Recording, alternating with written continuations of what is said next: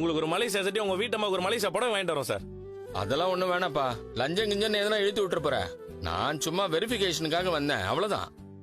எல்லாரும் உங்க ஐடி கார்டை